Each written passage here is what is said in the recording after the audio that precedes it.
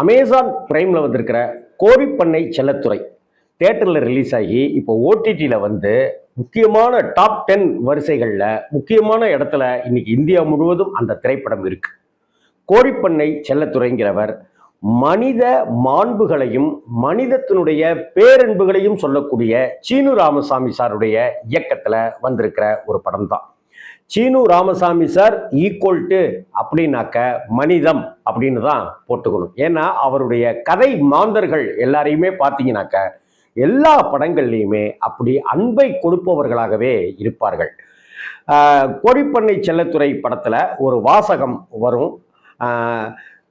அதாவது ஒதுக்கப்பட்டவர்களிடம்தான் இரக்கமாக இருப்பேன் அப்படின்னு இயேசுபிரான் சொல்லியிருக்காருன்னு ஒரு பைபிள் வாசகம் சொல்லப்பட்டிருக்கும்.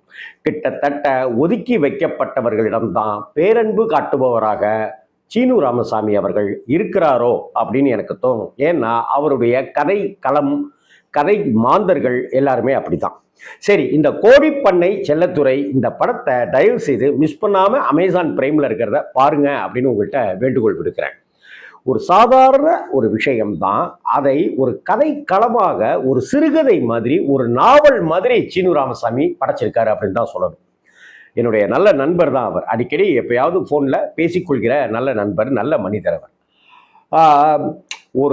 ஒரு இராணுவத்தில் இருக்கிற ஒரு கணவன், இங்கே பையன் பொண்ணுன்னு இருக்கிற அந்த மனைவி, அவருக்கு ஏற்படுகிற ஒரு அதீத அன்பு, அந்த அதீத அன்பு ஒருவர் மேலே ஏற்பட பக்கத்தில் இருக்கிறவங்க போட்டு கொடுக்க, மிலிட்ரியிலிருந்து வந்தவர் பார்க்க, அதற்கு பிறகு அந்த கணவரை விட்டுட்டும் குழந்தைகளை விட்டுட்டும் அந்த பெண்மணியை கூட்டிக் கொண்டு அந்த நபர் ஓடிவிட, இங்கே அம்மாக்காரி ஓடி போயிட்டா அப்படிங்கிற முத்திரையோட வளர்றாங்க குழந்தைங்க.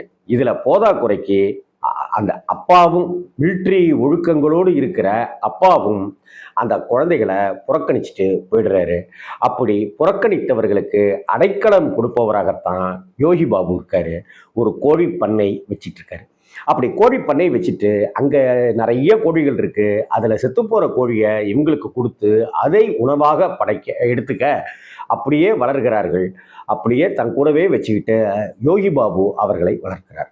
ஒரு கோழிக்கடை, அந்த கோழிக்கடைக்கு பக்கத்தில் ஒரு டீ கடை, கோழிக்கடைக்கு எய்த்தாப்புல பானை, மண்பாண்டங்கள், பொம்மைகள், திருஷ்டி பொம்மைகள்லாம் விற்கிற ஒரு கடை. அந்த கடையில் ஒரு பெண்மணி, அந்த பெண் தான் படத்தினுடைய நாயகி செந்தாமரை செல்வி. இங்கே தங்கச்சி ஒரு கேரக்டரு, அந்த பையன் ஒருத்தர், அந்த பையன் ஏகன், அந்த ஏகனுடைய தங்கச்சியாக ஒரு பெண்ணு. அந்த பெண்ணுக்கு ஏற்படுகிற, அந்த பெண் கல்லூரியில் படிக்கிறாங்க. கல்லூரியில் படிக்கிற அந்த பெண்ணுக்கு அங்கே லைப்ரரியனாக இருக்கிறவருடைய பையன் வந்து காதல் ஆசைப்படுறாரு, லவ் பண்ணுறாரு.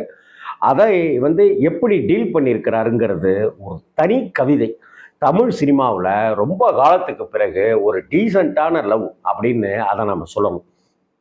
அதே போல தங்கை இது மாதிரி லவ் பண்றா, பேசிட்டு இருக்காங்கிற விஷயத்தை எடுத்த உடனே ஞான ஒளி சிவாஜி ரெஞ்சுக்கு அருவாளை தூக்கிட்டு வந்துடுறாரு கதாநாயகன். அதற்கு பிறகு கோபமாகவும் ஆத்திரமாகவும் மாப்பிள்ளை பார்க்கிற படலத்தில் இருக்கிறாரு. அப்படி மாப்பிள்ளை பார்க்கிற படலத்தில் நாயகி சில அட்வைஸுகளை சொல்ல, அதை அந்த நாயகியினுடைய முகமே பார்க்காம பேசிக்காமலே படம் முழுக்க இருக்கிறது இந்த படமாக தான் இருக்கும். கதாநாயகனும் கதாநாயகியும் பேசிக்கிறாங்கன்னோ, நான் உன்னை எவ்வளோ காதலிக்கிறேன் தெரியுமா, எவ்வளோ விரும்புகிறேன் தெரியுமா, நீ ஏன் மூஞ்ச திருப்பி திருப்பி காமிச்சிட்டு போறேன்னு அந்த மண்பானை கடை வச்சிருக்கிறவங்களும் அந்த ஏகன் கதாபாத்திரமும் இப்படி பேசிக்காமலே காதலை சொல்வதுங்கிறது இந்த படத்துல தான். அதற்கு பிறகு கொஞ்சம் கொஞ்சமாக யோசிக்க, தன் சகோதரியை யார் லவ் பண்ணானோ அவங்க வீட்டுக்கே அங்கே போய் தன்னுடைய தங்கை விஷயத்தை இதெல்லாம் சொல்லி பேச, கல்யாணத்தை முடிக்கிறாங்க. கல்யாணத்துக்கு பத்திரிக்கை அடிக்கிறாங்க. இப்படின்னு ஒரு பக்கம் போகுது.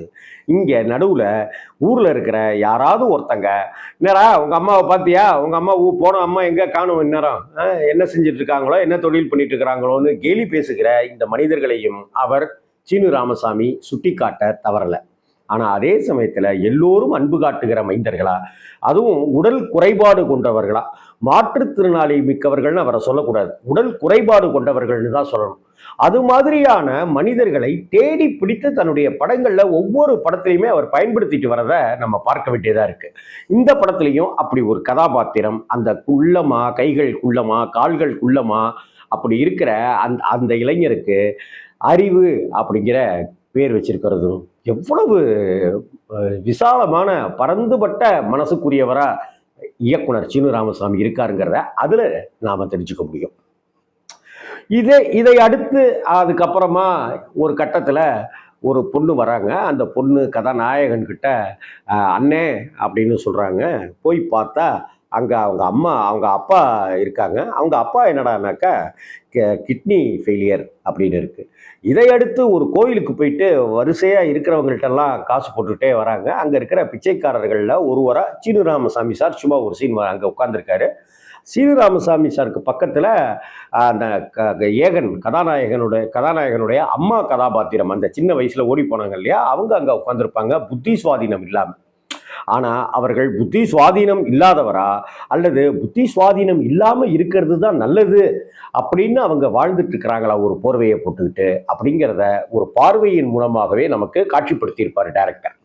அதற்கப்புறம் அவரை மருத்துவமனை அங்க சேர்த்து அங்க சிகிச்சைகள் கொடுத்துட்டு இருக்கிற இந்த தருணத்துலதான் அப்பாவுக்கு இது மாதிரி கிட்னி ஃபெயிலியர் அப்படிங்கிற ஒரு விஷயம் தெரிய அப்பாவை புறக்கணிச்சுட்டு போற அந்த பையன் கதாபாத்திரம், அந்த பொண்ணு அண்ணன்னு சொன்னதுனால அவரை மன்னித்து அவருக்கு கிட்னி கொடுப்பதற்கு தயாராகிடுவார், கிட்னி கொடுத்துருவார்.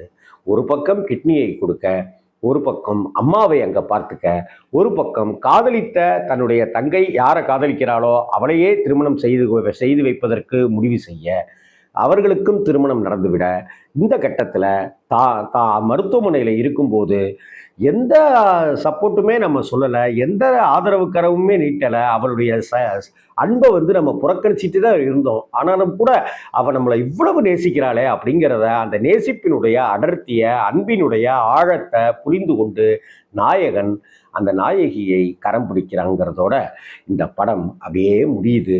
ஒரு நாவல் படித்த திருப்தியை சீனு ராமசாமி தந்திருக்கிறாருங்கிறது தான் நிஜம். ஒரு நாவல் இப்படித்தான் இருக்கும், ஒரு கதை மாந்தர்கள் இப்படித்தான் உழவுவார்கள்.